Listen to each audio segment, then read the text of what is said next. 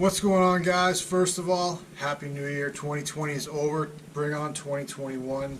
Lots of good things coming. I can feel it.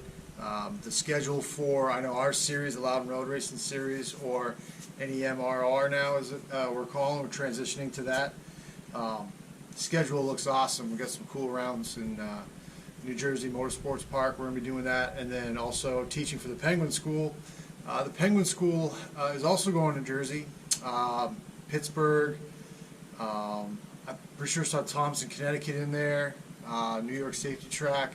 There's be some cool things coming up. So 2021, keep your eye out, check the schedules, come play with us.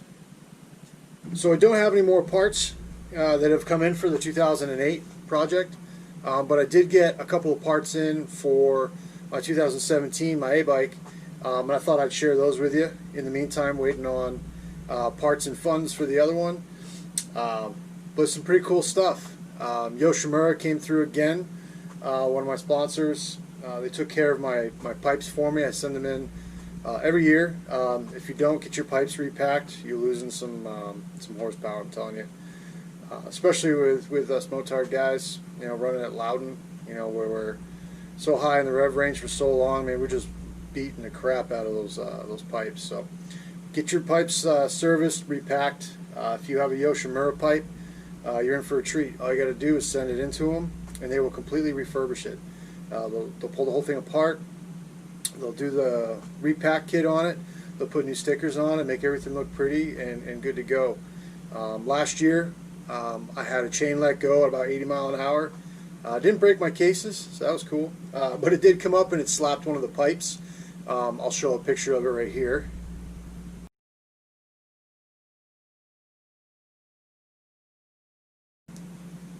And as you saw there, like, the chain got a hold of it pretty good. It was pretty ugly, but purely cosmetic. It didn't do anything to it. Also got a little bit of the carbon fiber, if you saw that in the picture.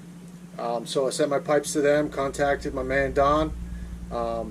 He had me ship them in. He took care of me. Let me show you what they did. Let's take a look and see.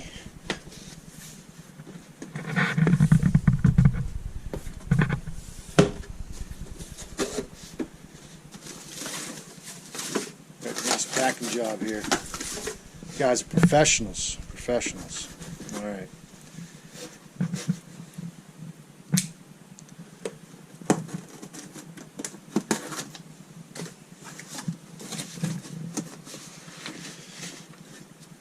All right. So this should be, yep, this is the side that got hit by the chain. So let's take this out of the wrapper and we'll check it out. Alright, so here's the pipe. We'll open it up here.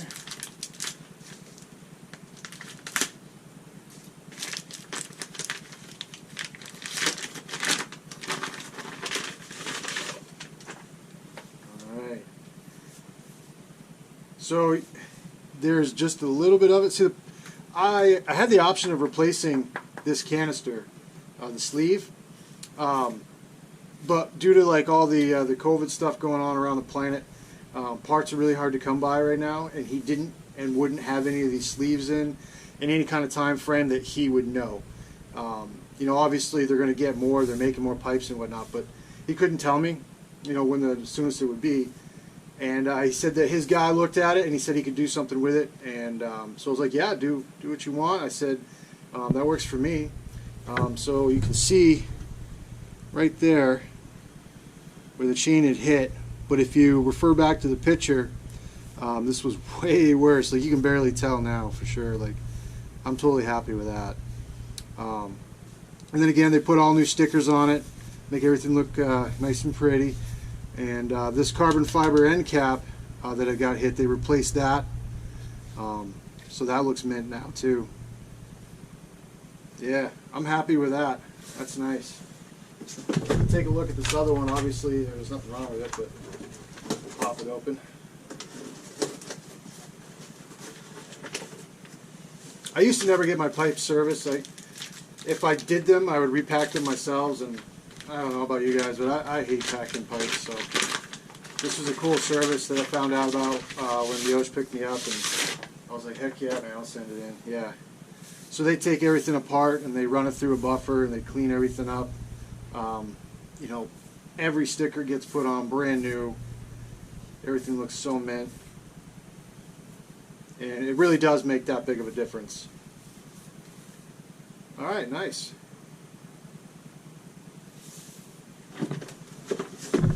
Okay, so the next part that I have, also for my A-Bike, the 2017, is a part that I talked about in my last video that was on Eric Block's bike that I borrowed, which was a quick shifter.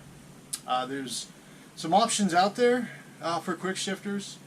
One of the more popular ones, at least in our race series, and really is a nice product, is the one from SP Electronics. I believe my teammate, Wild Bill Morey, uses the same thing, and I'm pretty sure David Galetter, he uses it too. And they've had some pretty good success with it. So there's a few people at the track that have run them, and I've used it on someone else's bike. So like I said in my last video, I really liked it when I was taking, coming out of turn 6 into turn 7. Just helped me get that upshift a little bit better. So I opted to put one on. Why not? Worked good. I have a power commander, so it's just going to be plug and play as far as that goes. But let's take it out of the package here. So they give you some stickers. Of course, we got to have stickers. Keep a pack of random stickers in here for the kids, man. You got to do it for the kids. But they give you your lead. So yes, it's not very long, but obviously if you have the knowledge to be doing this kind of a project, I think you could probably figure out how to put some wires together and extend them. So there's this part of it here, and then the actual unit itself is just the tip. Just the tip. So anyway, so you take a stock shifter and you remove the tip off of that one and you replace it with this tip. And the way it works is there's a little pressure pad on the bottom, and when your foot comes up to contact the shifter, it depresses this and it kills the ignition for however milliseconds it does. I don't know the technical specifications of it, but it just kills the ignition enough to where the engine's not putting torque on the transmission, and you can get a good shift out of it. Also, you don't have to let off the throttle, so it's just full throttle all the time, and you just hit your upshifts, which is going to be really nice. I know it doesn't take very long to let off the throttle and hit a shift, but if you add up all the little tenths of a second here or there, that you might be struggling with your upshift and maybe fooling around with it or whatever, and you delete all that, it adds up. So I'm really looking forward to this. Let me see if I can find a spare shifter I have around here and see if maybe we can just mount it up to that real quick. Alright, so I found the original shifter. I've got an aftermarket one on my 17 right now. I think I can put a Hammerhead or something like that on there, one of those brands. But I found the original shifter in my backstock, because backstock is important, right? We talked about that. You never know when something bad happens and you break a shift lever. You got to have a couple spares, or your buddies break one. But I found the original one, and it looks like the way that this is mounted is there's a pin that goes through, and then it's mushroomed out or riveted on the back side of it. So looks like we probably would just drill this off, or drill it out and push this pin through, and it should be just left with this lever, and see how that mounts up. Alright, here we go.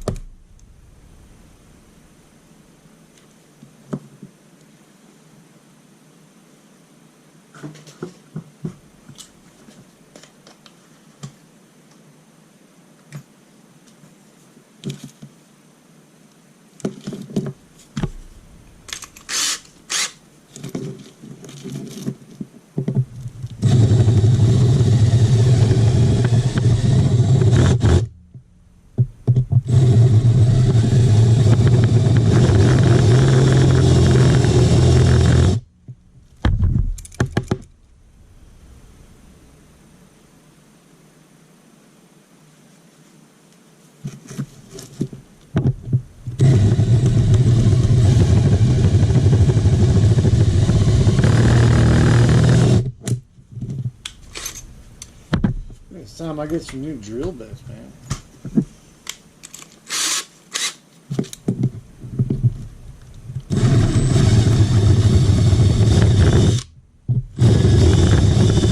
There we go. Alright. Should be able to knock that through there.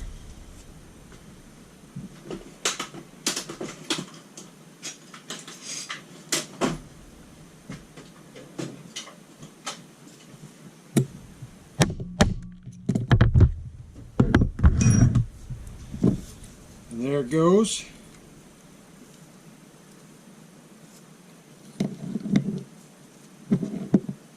Apart. There's the spring. Alright.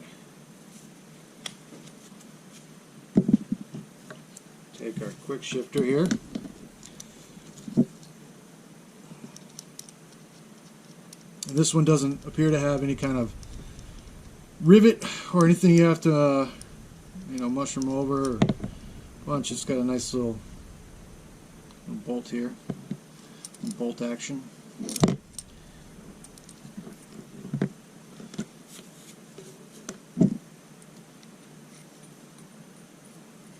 That's going to go something like that.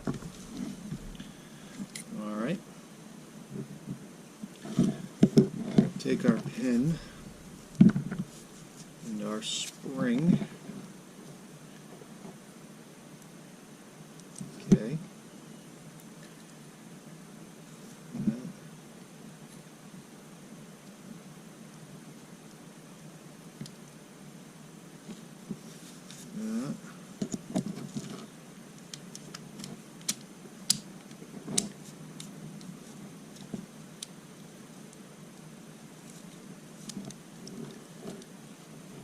Okay. Take this piece. Thread that in there. Like so. And there you have it. Quick shifter tip. So obviously want to clean this up a little bit. Clean up where a little greasy in there, grimy from being the original one. And then what I've seen is some zip ties on the shifter. But what I'm thinking, if I can get away with it, I'm not sure because of the thickness of this end of it. I might be able to slide a piece on from this end, but what I'm getting at is I'm thinking about maybe using some shrink tubing and just running the wire along the shifter and then shrink tubing so that it doesn't go anywhere and I'm not worried about zip ties. But yeah, that looks like it's going to work out pretty good. So then from there, after you mount your quick shifter, and I'll probably do a video on installing it like for the final time complete. But then you just run your wiring harness up through and run it to your power commander. If you don't have a laptop for it, you can take it to your local shop and they can plug into the dyno commander, but I have a laptop. So yeah, I'll plug it in and we'll turn the laptop on and we'll turn that feature on the power commander, and I'll show you how to do that too. And then the quick shifter will be live and active. I'll probably do that once I get the rest of my stuff back and this bike's built. That way we can at least keep it up on the stand, start the bike, and then just test it out with it up on the stand real quick, because obviously it's the middle of winter in New Hampshire and I can't be riding the bike around on slicks. So we'll do that We'll try it out and see if it works. But I'm really looking forward to having one of those. It's gonna be a nice piece. Also, on a short side note, I know I'm building this 2008 to sell, and obviously don't want to put too much money into crazy stuff, but graphics. I thought about leaving it as it is and selling it, so that somebody can put their own graphics on it, which they can do the same thing too with this other idea I got. But I'm thinking about doing something cool for the graphics. I'm going to update the front number plate and the front fender like I did on this 2007. I'm going to put the 2017 front fender and front number plate on it. And then obviously the rest of the plastics will be stock.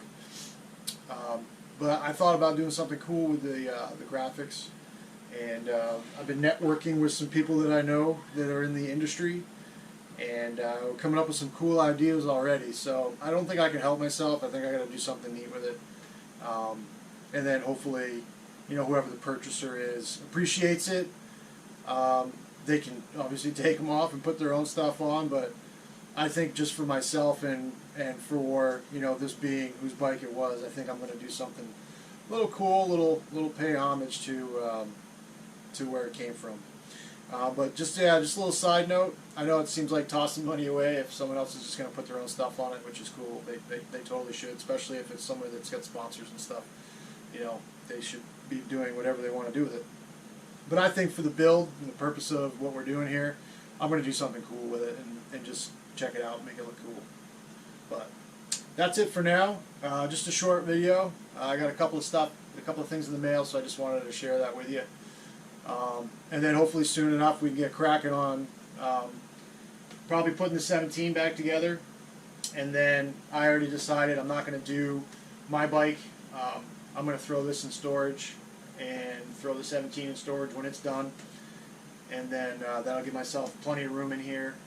Set up a table and start breaking this bike down piece by piece, and I'll kind of show you how I do that, and then we'll start compiling a list of other parts besides engine parts to put on this thing, and it'll be cool. The stuff will start trickling in, and we'll have little projects here and there. We'll do some videos, and it'll be a good time. So anyway, I hope you had a happy new year. 2021, it's got to be better, right? It's got to be better. Fingers crossed. But yeah, we'll keep going on it, and we'll check you later. Thanks for watching.